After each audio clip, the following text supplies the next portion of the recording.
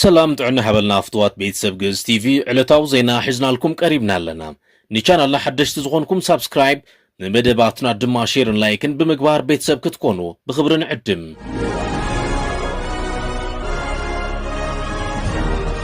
ኣብ ናይ ሎም ዜናና ብዛዕባ ህፁፅ መድረኽ ዘተልዕሎት ኣመራርሓ ህወሓት ህፁፅ መግለፂ ጀነራል ታደሰ ወረደን ፖሊስ ትግራይ ንፖሊስ ብልጽግና መሓራን ዝሃቦ መልስን ከምኡውን ህዝቢ ኦሮሞ ክሳብ ሕዚ ዝኣኽሎ ቦታ ይተዋሃበን ዝብሉ ዝርዝር ሓበሬታታት ሒዝና ኣለና ምሳና ጸኒሕኩም ዝርዝሮም ክትከታተሉ ብኽብሪ እንዳዓደምና ሕዚ ናብ ዝርዝሩ ክንሓልፍ ህዝባዊ መንግስትና ንመኸተና ብዝብል መሪሕ ሓሳብ መድረኽ ዘተልዕሎት ኣመራርሓ ህወሓት ይካየድሎም ኣብ እዋናዊ ኩነታት ትግራይን ውድባዊ ስራሕትን ዘተኮረ ላዕሎት ኣመራርሓ ውድብ ህወሓት ዝሳተፍሉ መድረኽ ዘተ ህዝባዊ መንግስትና ንመኸተና ብዝብል መሪሕ ቃል ሎሚ ይካየድሎም ኣብቲ ኣብ ከተማ መቐለ ዝካየድ ዘሎ መድረኽ ኣቦ ወንበር ውድብ ህወሓት ደብረጽዮን ገብረ ሚካኤልን ምኽትል ኣቦ ወንበር እቲ ውድብ ኣይተ ኣማኑኤል ኣሰፋን ሓዊሱ ኣባል ፈጻሚት ስራሕ ወይዘሮ ፈትለወርቅ ገብረ እግዚኣብሔር ኣባላት ማእኸላይ ኮሚቴ ላዕሎት ኣመራርሓ ዞባታትን ተረኺቦም እዮም እቲ መድረኽ ብቐንዱ ኣብዞም ዝስዕቡ ነጥብታት ዘተኮረ ምዃኑ ተፈሊጡሎም ሓደ እዋናዊ ጉዳያት ኣብ ትግራይ ዘሎ ፖለቲካውን ጸጥታውን ኩነታት ብዕምቆት ብምግምጋም ንዝረኣይ ብድሆታት ብሓባር ንምምካት ካልኣይ ውድባዊ ምስጥጣም ዝብል ኣብ መንጎ ማእኸላይ ኣመራርሓን ኣመራርሓ ዞባታትን ዘሎ ምርድዳእ ንምሕያልን ንመጻኢ ስራሕቲ ዝኸውን ንጹር ኣንፈት ንምቕማጥን ካልኣይ ህዝባዊ መኸተ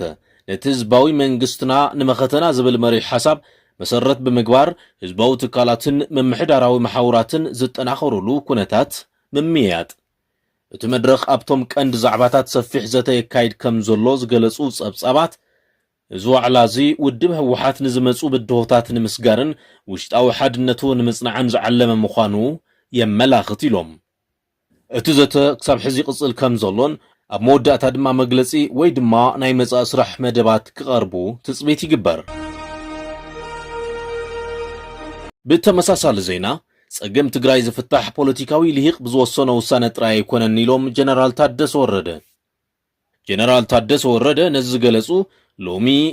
14 ሚያዝያ 2018 ዓመተ ምህረት ብፍሉይ ኣብ ዝሃብዎ መግለጺ እንትኸውን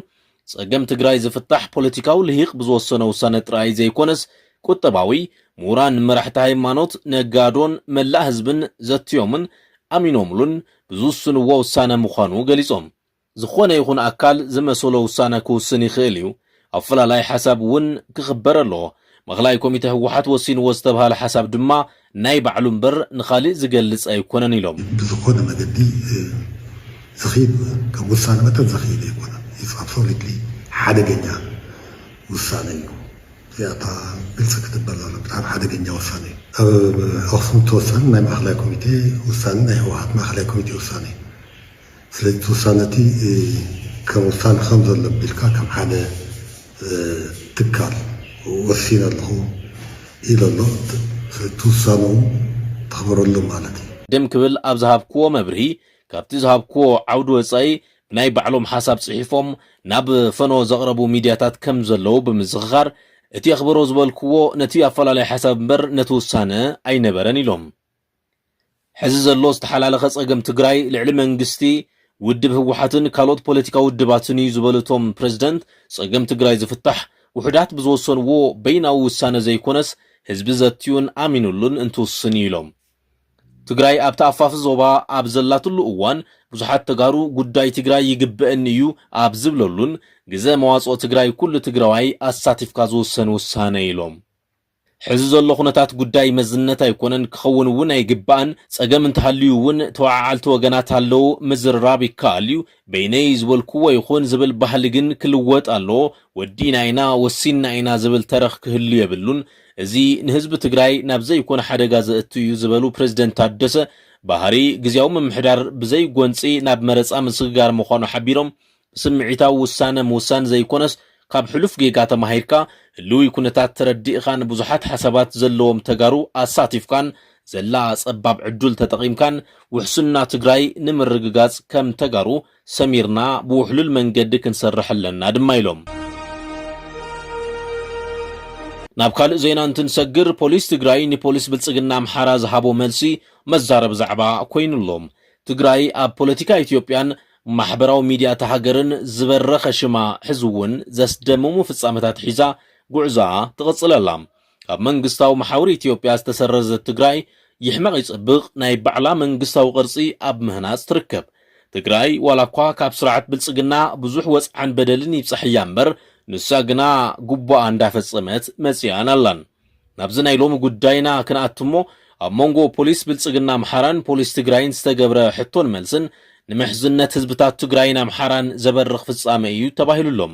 ኣብ ዝሓለፈ ሰሙን ኣዛዚ ኣድማ ብተና ፖሊስ ኣምሓራ ዝኾነ ያምራል ኣለበል ዝተባሃለ ውልቀ ሰብ ኣብ ከተማ ባህር ዳር ኣብ ልዕሊ ትሕቲ ዕድመ ህፃን ብዝፈጸሞ ጾውታዊ ዓመፅን ግፍዓዊ ገበን ቅትለትን ብፖሊስ ክእለሽ ድሕሪ ምቕናዩ ብጀጋኑ ሓይልታት ጸጥታ ትግራይ ኣብ ትሕቲ ቁፅፅር ውዒሉሎም ካብቲ ነበር ሓላፊ ፖሊስ ብተወሳኺ ካልኦት ነበርቲ ክልል ኣምሓራ ዝኾኑ ውልቀ ሰባት ኣብ ትሕቲ ቀይዲ ምውዓሎም ንምፍላጥ ተኻኢሉ እቶም ተጠርጠርቲ ኮሚሽን ፖሊስ እቲ ክልል ብዝለኣኾ መትሓዚ ትእዛዝን ሕቶ ትሕብብርን ኣብ ከተማ መቐለ ብኣባላት ክትትል ፖሊስ ትግራይ ኣብ ቁፅፅር ከም ዝወዓሉ ድማ ኮሚሽን ፖሊስ ትግራይ ሓቢሩ እዚ መርኣያ ፍትሕን ሰብኣውነትን ዝኾነ ስጉምቲ ሎሚ ኣብ ከተማ መቐለ ተፈጺሙ ዝተዓዘቡ ፖለቲከኛታት ማእኸል ሃገር ሚስጥር ትግራይ ክሳብ ሕዚ ኣይበርሀልናን ክብሉ ኣድናቆቶም እንዳገለጹ ይርከቡ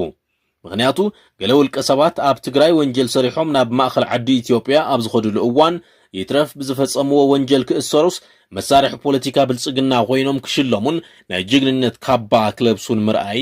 ልሙድ ስለ ዝኾነ ትግራይ ግን ከምኡ ኣይኮነትን እሞ ነብሲ ዘጥፍኡ ገበነኛታት ተቐቢላ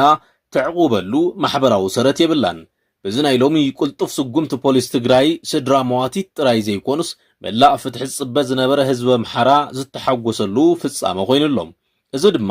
ብቕዓት ፖሊስ ትግራይ መመሊሱ ዘረጋግጽ ኩነታት እዩ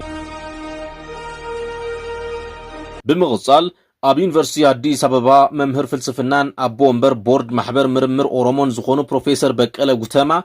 ኦሮሞ ኣብ ኢትዮጵያ ገና ዝግብኦ ቦታ ኣይረኸበን ኢሎም ከላይ ኮንፈረንስ ማሕበር ምርምር ኦሮሞ ኣብ ዝካየደሉ ዘሎ እዋን ኣብ ዩኒቨርሲቲ አዲስ አበባ ፕሮፌሰር ፍልስፍናን ኣቦ ወንበር ቦርድ ማሕበር ምርምር ኦሮሞን ዝኾኑ ፕሮፌሰር በቀለ ጉተማ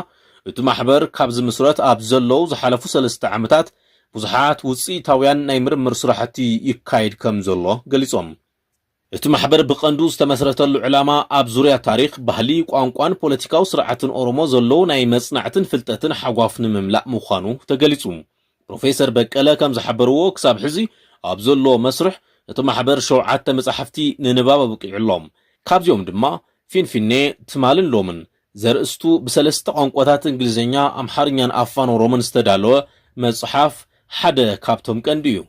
ኣብዚ ሕጂ እዋን እቲ ማሕበር ካልኣይ ኣህጉራዊ ኮንፈረንሱ የካይደሎም ኣብቲ ጉባኤ ድማ ካብ ኖርዌይ ጃፓን ደቡብ ኣፍሪካን ኣሜሪካን ዝመጹ ምሁራት ብኣካልን ብኢንተርኔትን ይሳተፉ ኣለዉ ኣብዚ ኮንፈረንስ ካብ ዝቐረቡ 24 ናይ መጽናዕቲ ጽሑፋት እቶም ፍርቂ ዝኾኑ ተመሪጾም ብመጽሓፍ መልክዕ ክሕተሙ ምዃኖም ተገሊጹ ኣሎ ብተወሳኺ ፕሮፌሰር በቀለ ብዙሕ ግዜ ታሪክ ኦሮሞ ካብ መበል 16 ክፍለ ዘመን ጀሚሩ ጥራይ ተገይሩ ዝውረየሉ ጌጋ ኣመለኻኽታ ብምርምር ክእረም ከም ዝግባእ ገሊጾም